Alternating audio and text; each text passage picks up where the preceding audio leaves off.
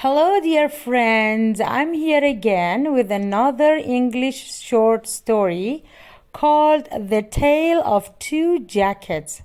If you are not a subscriber, please subscribe this channel if you like to improve your English by listening to short stories. Andrew walks out of his meeting, completely exhausted. After 3 long days of negotiating, he has finally worked out a deal that is sure to get him a promotion. Despite the fact that he has an early flight back to New York in the morning, Andrew decides to have a few drinks at the pub across the street. He has been in London for 3 days and has not seen any of the city. He cannot live without at least visiting a pub, he thinks. He quickly crosses the street and walks through the blue door of the pub. He notices a coat rack next to the door and carefully hangs his jacket from one of the hooks. Andrew does not really consider it to be his jacket, though. It was his father's jacket, but it was passed down to Andrew after his father died last year. Almost every memory Andrew has of his dad involves him wearing the dark red coat. Andrew walks to the bar and orders a drink. After he has finished, the bartender asks if he wants another drink. Andrew checks his watch and sees his plane is leaving in 5 hours and decides he needs to go. He regrets picking a flight so early in the morning, but knows he will be able to sleep on the plane. He pays for his drink, grabs his jacket, and leaves. It has gotten much colder outside since Andrew went into the pub, so he slips his jacket on. At least he tries to slip it on. He sticks his arm in the sleeve, but the hole at the end is too small for his hand. He tries the other sleeve, but the jacket is too small to stretch across his back. He takes it off and looks at it. It looks like a shrunken version of his jacket. He checks the pocket and finds a wallet. That is definitely not his. He opens it up and sees an ID with a picture of a woman. Her name is Erin. She has dark brown hair and green eyes. A cute girl, Andrew thinks. But he does not have time to worry about that. He returns to the bar and checks the coat rack. His coat is gone. There are 3 black coats and a brown one, but not a single red. He walks around the bar, thinking that maybe Erin got cold and put his jacket on. But there are no women in the whole place.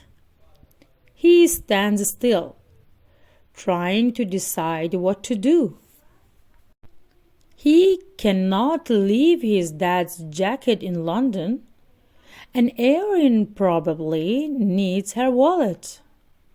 He types the address from her ID into his phone and sees that her house is only a few blocks away. He can stop by her place, trade jackets, and still make it back to his hotel with a little bit of time to sleep. He walks through the night. It is getting colder, and his thin dress shirt does not keep him warm. He finds the house and knocks on the door. When the door finally opens, the woman standing behind it is definitely not Erin. This woman is in her 80th, with bright white hair. Does a woman named Erin live here? Andrew asks her. No, no one lives here but me, she answers. Andrew digs through the pocket of the jacket and hands the old woman Erin's ID. Do you know her? He asks. Oh, yes, that's the girl who lived here before me. I saw her when she was moving out. She's a cute little thing, isn't she? Do you know how I can contact her? It's kind of urgent.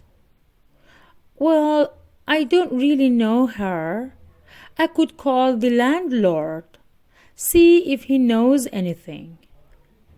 Well, if it wouldn't be too much trouble, Andrew says. No trouble at all. The woman invites him in and he sits on the couch. She goes into the kitchen and he hears her talking on the phone. He looks through the wallet, trying to find any clues about her. But all he finds are a couple of credit cards and a picture of her and some friends. She must be pretty special, the old woman says as she walks into the living room. Andrew's head jerks up as he realizes he's staring at the photo. Oh, no, I've never met her, Andrew says. The woman looks suspicious, but hands him a piece of paper. The landlord says he does not know how to contact her, but he did give me the name of a club she likes to go to. I don't know if it'll help. Andrew types the address written on the paper into his phone and sees it is a 10-minute walk away. And he sees that his plane leaves in 4 hours. He thanks the old woman and walks as quickly as he can to the club. Inside the club, he searches through the crowd but cannot find Erin anywhere. Nobody looks anything like her. He steps outside the club and leans against the wall. He doesn't even notice the woman leaning against the wall next to him, wearing a red jacket that is clearly too big for her. She notices him though. That jacket would be warmer if you were wearing it, she says. Andrew looks up to see Erin staring right at him. Wait, you're Erin, he says. I know, she says, but that's word that you know. I've been looking for you all night. You're wearing my jacket. We accidentally swapped jackets at the pub earlier. How did you find me? She smiles as she says this. Her smile is a lot more beautiful in person, Andrew thinks. It is a long story. Wait, I was at the pub like 2 hours ago. Have you really been chasing me around for that long? Well, I was chasing the jacket, really, Andrew says, starting to blush. I like a person that's committed to his jacket, Erin says as she slides off Andrew's jacket and hands it to him. He slips it over his shoulders and feels Erin's lingering warmth. I like long stories. Want to get a cup of coffee and tell me about your night? Sure. Andrew smiles at her and knows he will miss his plane in a few hours. But he does not care. Thank you for listening, dear friends. If you would like to listen to more English short stories, so please subscribe the channel. See you in the next story. Goodbye.